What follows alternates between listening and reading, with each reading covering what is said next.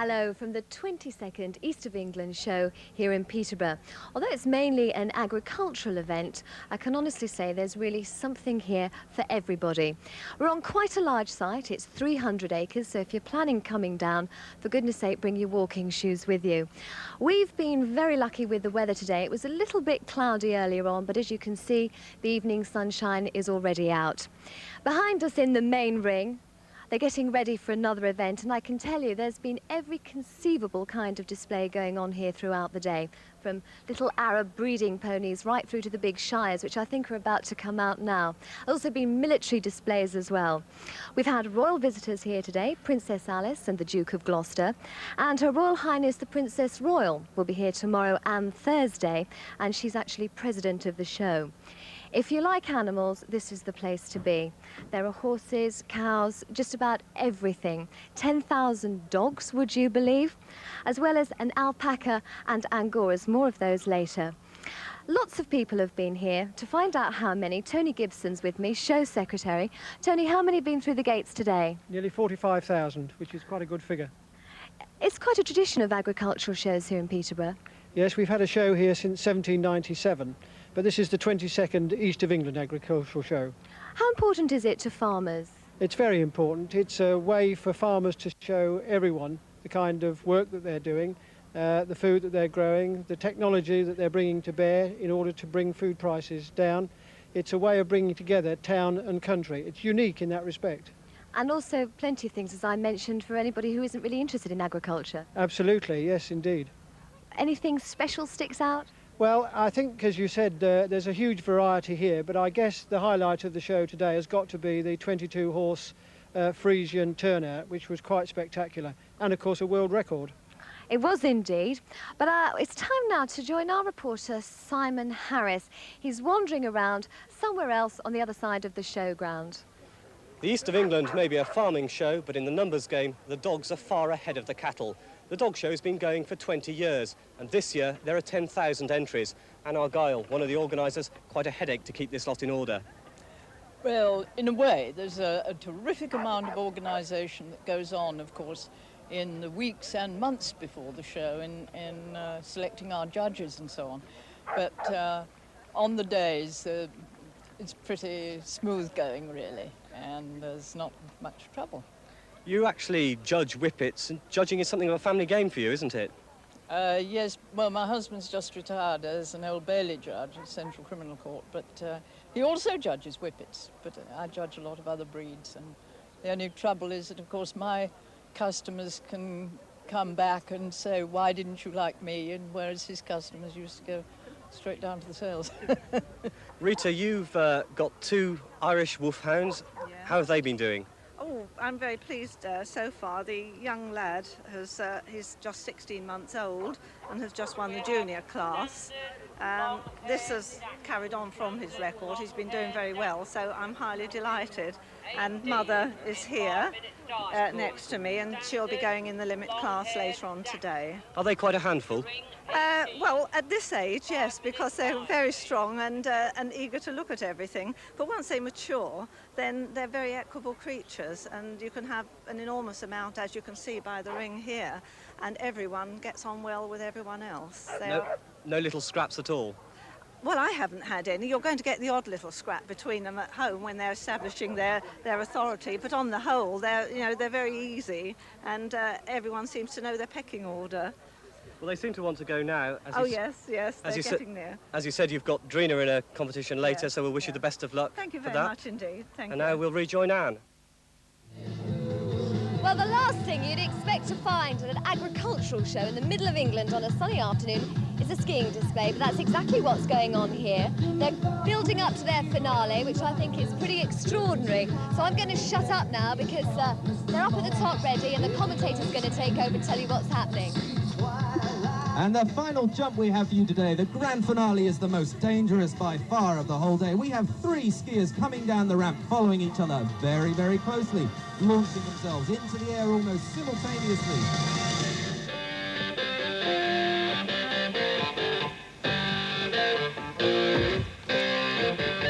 The Sprite Freestyle Ski Team. That looked absolutely terrifying. What sort of skills do you need to do that sort of thing? We need trampolining skills, high diving skills, just all the skills of having air sense, so we know where we are all the time in the air, so we can always land on our feet. And you're all champions?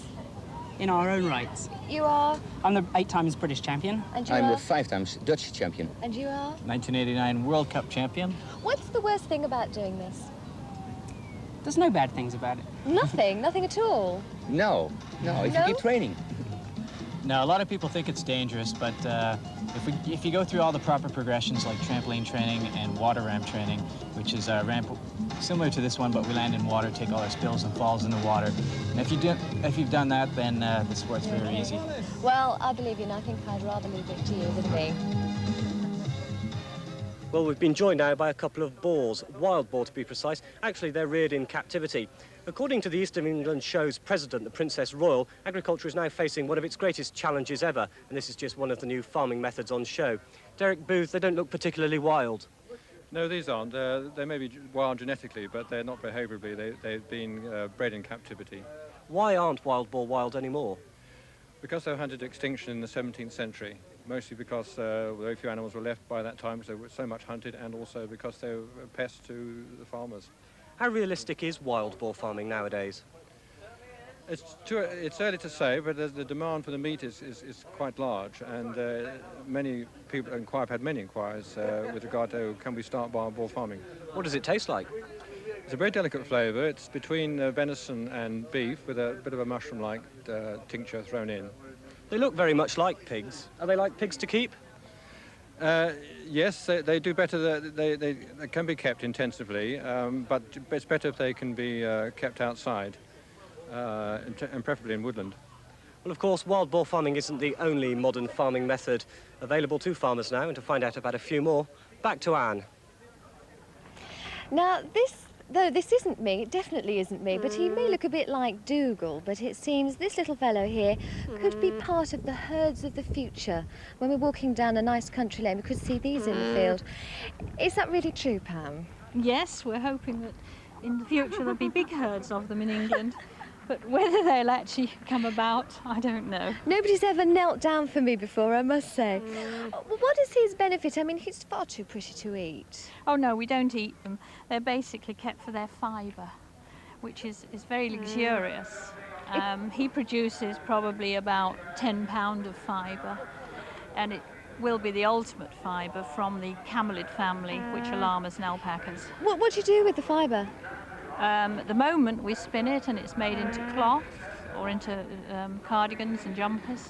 But are you going to persuade farmers to start having herds of these? Well, we hope so. There's quite a few in England, in actual fact. How many?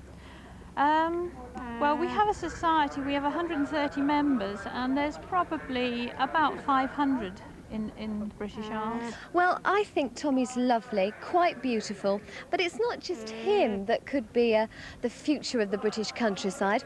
We've also got some goats here, but they're rather special goats. Angora goats. Yes, that's right, yes. And I said special, because they look wonderful, but goats, milk, cheese, what do these do? No, we don't get milk or cheese from them, we produce the fibre from them. It gives us a beautiful quality of mohair. Is it a similar fibre to the alpaca? Yes, I suppose it is really, yes. Yeah. And what sort of things do you make from that? Because you're clutching something here. Well, things like this beautiful jumper. That That is lovely. And we've now managed to get the wool actually spun, and we're selling it in 50-gram balls for people to knit for themselves. I was asked the same question. Is it really going to catch on? I just cannot imagine sort of seeing these instead of dairy cows and... I think you'll see flocks of Angoras, the same as you see sheep now. Lots of farmers are interested. And we are actually reproducing them by embryo transplant, so we get our best stock reproduced quickly. And that's really what we need, and then the farmers will come in and take over from us. Because, farmers now are having to diversify. They are, yes, they definitely are. There is a bigger return in the Angora goat than there is in sheep. Are they difficult to keep? No, they're not. They're more or less similar to sheep, providing you give them a shelter. They don't like being wet and cold. I don't blame them, No, really. Is this a male or a female? This is a male. He's Pickwick. He's a Texan Angora. And how long do they live? They live up to about 12 years old. Well, that's about the same as a normal sheep or goat, is yes, it? it is, yes. I mean, the fibre on them will coarsen as they get older, but that's the only difference. Well, Linda, thank you very much, and thank you to Pickwick. But it's not all serious stuff. It's not all agriculture here. There's somebody over here who's going to do a bit of a demonstration for me. This is Mike, who does trick rope thingamies. Mike, can I just stop you there for a second before you hit me with it? How did you start doing this? Well, I've taught myself from a book, and first got interested after a trip to Canada, in about 84. I started January 85 after the wife bought me a book from the States for a Christmas present. Well, you do it brilliantly. Carry on. I'll step a bit back out of the way because, go on, carry on. There you are, a bit of trick rope there. But now it's over to Simon, once again, who I think is hiding somewhere from the Royal Marines. Well, back in the main arena, a Lynx helicopter arrives. There's just been a mock battle. In the helicopter, the cavalry, or in this case, the Royal Marines from Poole in Dorset, coming to rescue their colleagues who have apparently been attacked at a mock radar post. This actually causes quite a problem for the organisers of the show, with lots of livestock around and horses. Any helicopter flying low overhead isn't particularly welcome by the farmers or the animals owners. So all animals have had to be cleared out of the way before this can happen.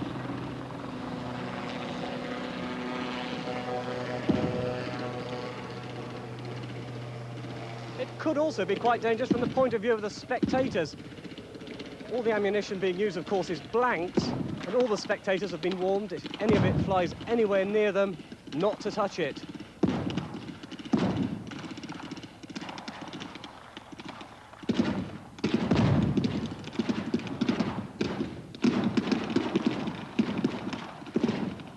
It's not actually easy to see whether the good guys have shot the bad guys in this smoke. One can only assume they have.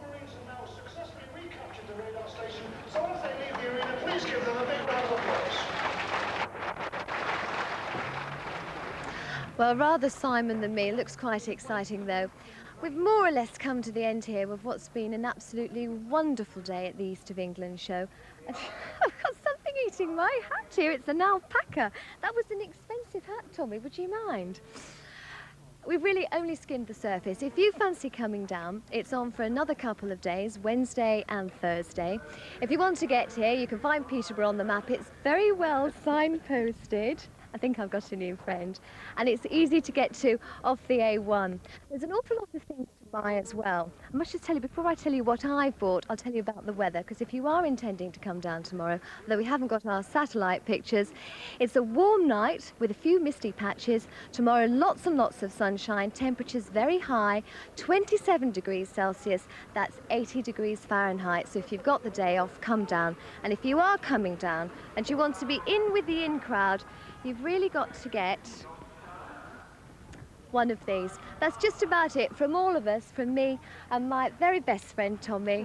Bye-bye.